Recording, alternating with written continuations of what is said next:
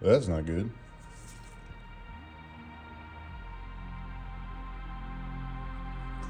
The good news is it broke off inside the bolt. So I'm literally just using this and basically the same thing, but Jesus Christ. All right, got the final piece of the puzzle here. Oh man, this is all out of focus. There we go. All right, got the final piece of the puzzle here, the breathers. So these are the S&S billet breathers.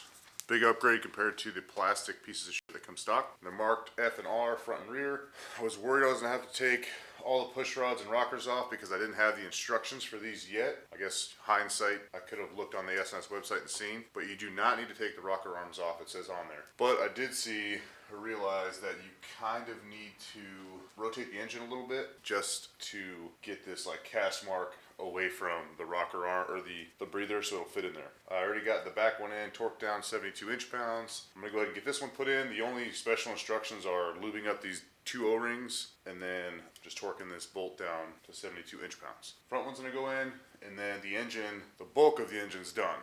Then it's just minor stuff, you know, intake, throttle body, engine mount. I did cut down the engine mount bolt a little bit because it would not fit in here with the frame. I guess you're supposed to mount that up before you put the heads on. Not a big deal. I just cut like a 1/2 inch off that bolt, so it'll work now. So we're gonna get this put on, the top cover's put on, and the engine's buttoned up, and then we'll get the intake and throttle body put on.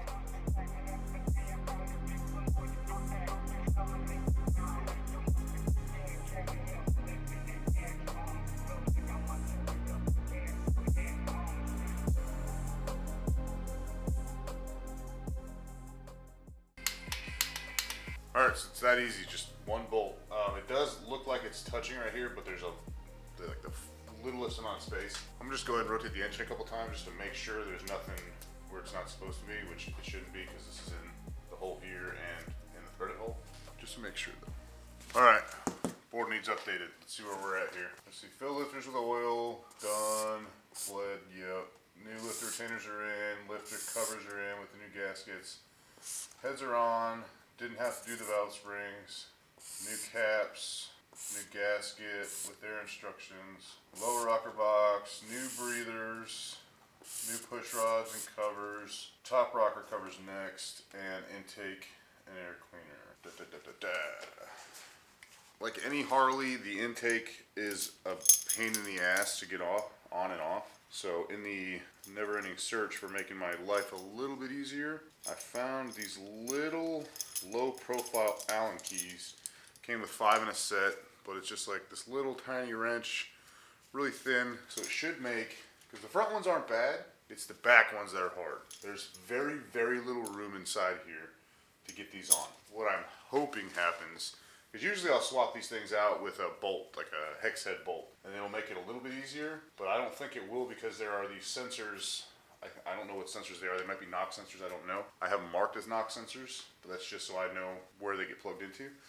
But there are these sensors right behind the intake bolts on the, I guess the primary side, that would make it very hard to get any wrench in there. So I'm hoping this will make it a little bit easier. I think it's gonna still take a long time because I'm gonna have to do it like a quarter turn at a time, but it should overall make it a little bit easier.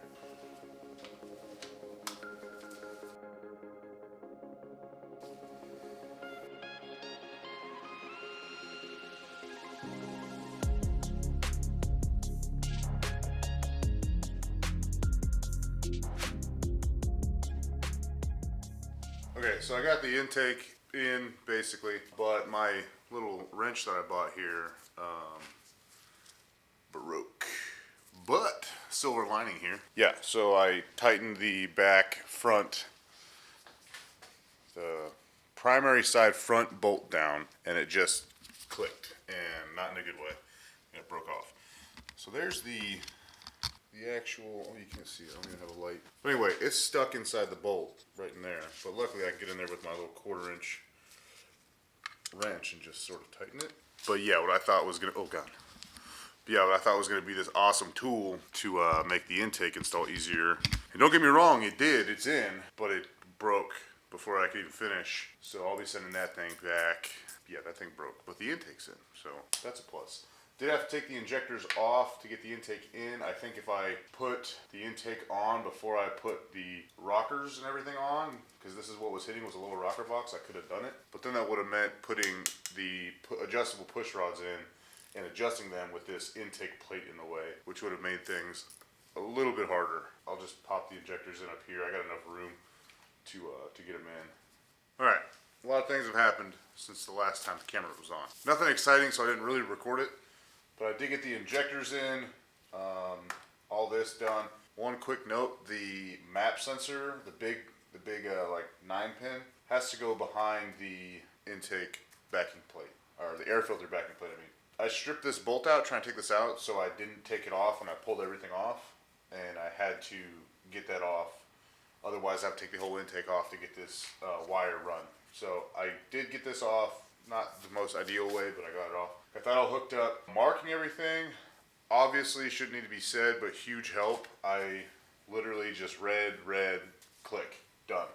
So the only things I have left to hook up are this sensor up here, which plugs in right to this one up here on the underneath the backbone, the front internal spark plug wire, and the front compression release. Everything else has been hooked up. I don't want to say it's idiot proof because it's not. You could really probably fuck this up. But marking it is definitely a big help. I did get the horn on. That's all hooked up. And then I got the back rocker cover on. I didn't record that because it's actually wasn't even a pain in the ass to do because of that little tool I made. This little guy, the one, was 7/16 socket I ground down on 4 sides. Worked like a freaking charm. This is going in my little specialty tool cabinet here, along with my Dyna clutch adjustment tool and a couple other things.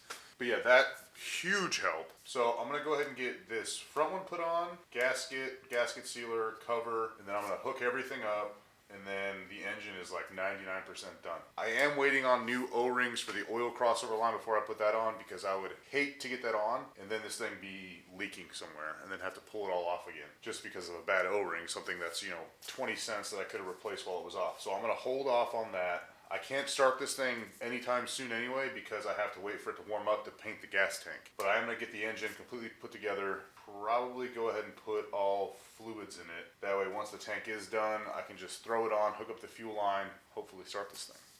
So I'm going to go ahead and get this one put on, everything hooked up, double check all the sensors, make sure there's no loose wires hanging around. This one almost got away from me because it was kind of dangling down low, but I did run it up through behind the intake. Next to the throttle body, and that's going to plug in up here once the top cover's on.